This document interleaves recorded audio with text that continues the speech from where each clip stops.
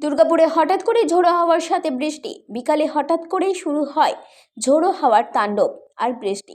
প্রায় 10 মিনিট ধরে চলে ঝড়ের দাপট। স্তব্ধ হয়ে যায় জনজীবন। বেশ কিছু জায়গায় গাছের ডাল ভেঙে পড়ে, আবার কোথাও ঝড়ের তাণ্ডবে উড়ে যায় ছাদের টিনও।